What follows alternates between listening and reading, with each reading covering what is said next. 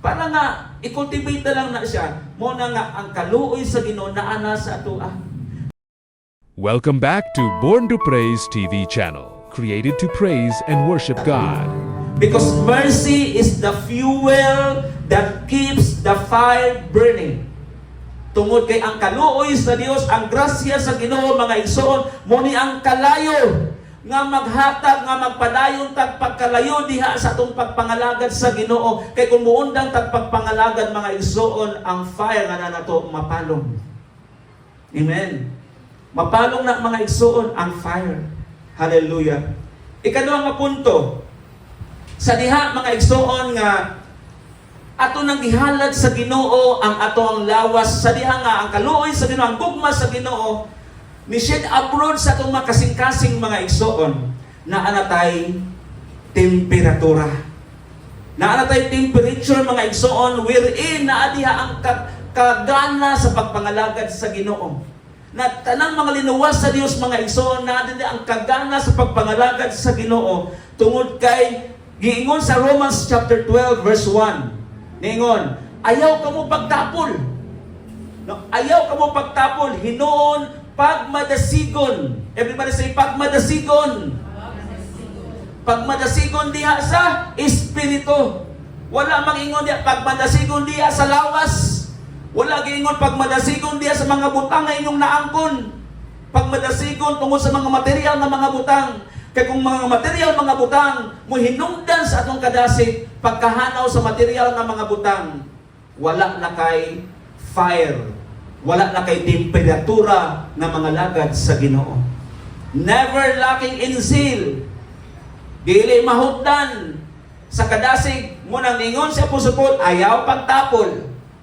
Pag ayaw pagtapol, pagkugi, hinuon sa pagpangalagad sa Ginoo, no matter what, di ta magpadaog mga igsoon sa atong kahuyang. Kaya kung magpadaog ta sa atong kahuyang, mapalong ang suga, mapalong ang kadasig.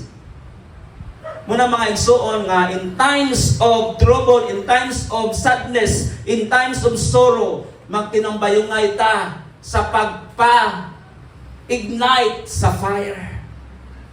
Aron nga dili ma-down ang usa ka tawo mga igsoon, magpabilin siyang mubarog. Gamit ang mga pulong sa Dios. Set on fire. Pag malasigon ka mo diha sa espiritu, alagari ang Ginoo. Ang pag-ingon, pag-alagari ang Ginoo, it is not a suggestion, but it is a command. Amen? Di na suggestion mga igsoon, na pwede natong buhaton, pwede dili buhaton. Pero it is a command. It is not part of 10 commandments, but it is a commandment. Sugo mga igsoon, dili siya parte lang. Kaya kung parte na, dili na compulsory. Pag ingon sa pulong, alagari ang Ginoo, it is a command. Mao na mga igsoon na kung mapakyas ta na, wala tay kadasig, di nato maangkon ng kadasig mga igsoon. Kaning gitawag nato og sa verse 11, muna gitawag nato og spiritual fervor. Sa spiritual fervor. Ang spiritual fervor mga igsoon, mao ni siya ay usa ka butang nga dili mapalong nga atong pagpangalagad diha sa Ginoo. Sa Greek word na siya mga igsoon, gitawag siya og aglo with the Spirit. So ang aglo, that means glowing, naggilak-gilak, no? Aglo with the Spirit, that means to boil, kinahanglan pang ipabukalon aron nga magkapabilin ang kainit mga igsoon. Unsa aron nga magdilaabtas pagpangalagad sa Ginoo, buhaton nato ni pinaagis mga pag-ampo. Ha? Prayer, tulo lang kabutan ang para nga magilak-gilak ta, magurus-urus tas pagpangalagad sa Ginoo, magkainitas pagpangalagad sa Ginoo, aron di ta magtapol mga igsoon, matod pa sa Romans chapter 12:11, prayer, word, and fellowship. Anawa. Di mawala ang fellowship. Di mawala ang pag-ampo. Dili mawala ang word, ang pulong. Muna karon sa imong pagtindog, paglingkod diha mga igsoon, naminaw ka sa word. I-expound ang word para masabtan nato. Ipasabot ang pulong para masabtan nato. Nang kung panahon mga igsoon sa pagsimba wala ka, kinsa may nagpasabot nimo. Munang dili ta makaset sa fire. Never gyud musika mga igsoon. Hallelujah. Na? So ang prayer, ang fellowship ug ang word mga igsoon. Munang ingon diya sa Hebrews chapter 24 verse 25. Dili nato undangon ang nabatasan sa atong panagtigom sama sa gibuhat sa uban. That is fellowship. No? Fellowship na siya mga igsoon. Hallelujah. Okay? So muna mga igsoon, usa ka favor sa Dios sa mga katawhan nga mga linuwas, sa mga katawhan nga gihatagan og pabor sa Ginoo.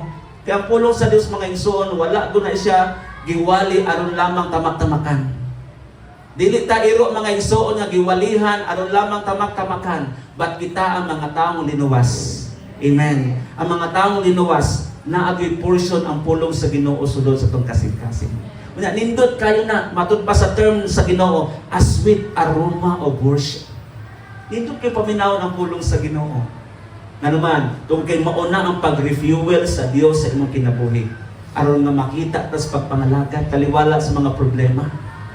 Nindot kayo mga igsoon ang pulong sa Ginoo sa panahon nga doon na tayo problema mo ni siya mag-comfort nato. Hallelujah.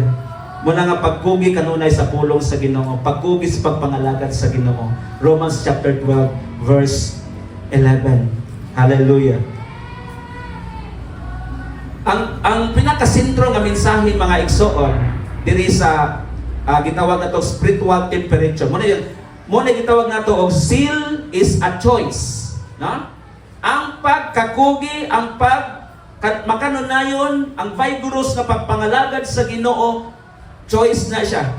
No? Because we are told to keep our fervor, meaning it is something we must maintain through prayer. Ma-maintain di ay mga igsoon para nga ang momentum mga igsoon dili mo decline. Magpabilin na siyang ana taas, no?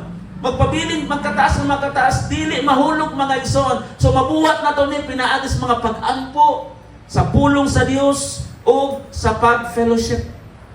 O mao ni mga igsoon ang intense sa atong makinabuhi. Pangutan ang imong kaugalingon mga igsoon. How is your spiritual temperature now? Pila na may imong temperature? Pag-ikan na ito, basi nagihilantan din na ito, unya dili normal ang temperature. Amen? Sa spiritual mga igsoon, pwede ka na siya ma-over, pwede ka na siya ma-convulsion. Sa physical, dili pwedeng taas kaayo mga igsoon ang ato ang temperature. Pero sa spiritual mga igsoon, walay overdose. Sa physical, kung ma-overdose ta, teriring ta. Kay opposite, maka-opposite magining lawas o espiritu. Di man na siya magkauyon. Anawa sa spiritual, okay ra ma-overdose. Diba? Pero sa physical, masubrahan kag dosage, matiriring ta. Pero sa pulong sa Ginoo, nga naman, tungod kay ang spiritual mga igsoon, mo ni siya ang highlight sa atong pagkinabuhi. Thanks for watching. Don't forget to subscribe, like, and share.